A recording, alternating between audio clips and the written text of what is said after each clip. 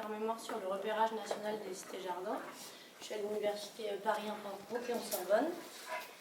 Et ce repérage, il est donc initié par l'association régionale des cités-jardins qui m'a donné une base de données, celle-ci, que ensuite j'ai dû à la fois traiter parce que mon objectif c'est de réussir à cartographier toutes les cités-jardins de France. Donc j'ai dû faire toute une on va dire, normalisation, catégorisation et une classification de données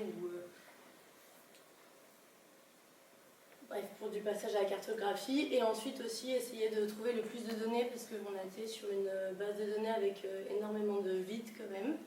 Et donc ça s'est fait à la fois avec l'apport des CAUE qui nous ont beaucoup aidé à nous donner des informations manquantes, et moi aussi qui ai fait tout un travail de recherche personnelle à partir d'archives ou des bases de données mérimées.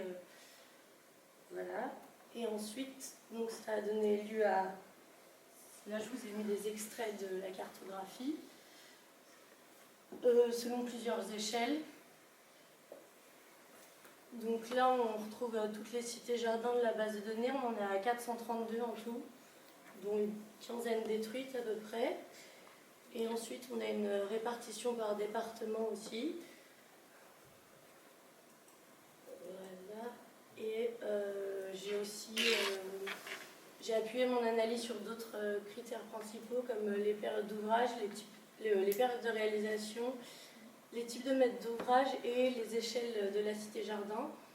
Pour ensuite, le but c'est d'essayer de faire sortir des catégories un peu de cité-jardin, puisqu'on a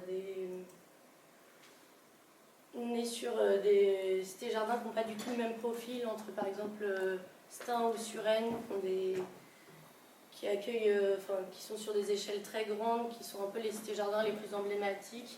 Et on a aussi dans la base de données des cités-jardins d'une vingtaine de logements où il n'y a aucun équipement, ou voilà. Donc c'est un peu l'objectif du mémoire, d'essayer de faire sortir des tendances et d'essayer de catégoriser un peu toutes ces cités-jardins. Donc c'est pour ça que je me suis beaucoup appuyée sur les types de maîtres d'ouvrage, parce qu'on a aussi dans les... c'est tout le sujet, hein, mais cité minière, cité patronale, cité de l'OPH, de l'office public des habitations à bon marché.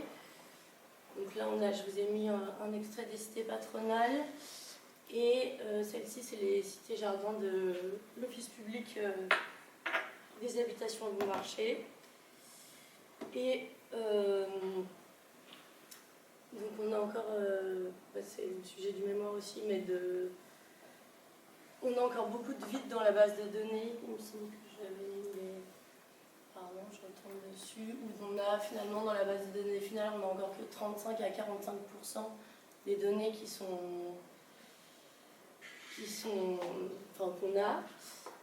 Et aussi donc tout le sujet de définir ce qu'est une cité-jardin finalement, ou faire un inventaire sans vraiment avoir de limite sur l'objet qu'on met dans l'inventaire, c'est la difficulté première.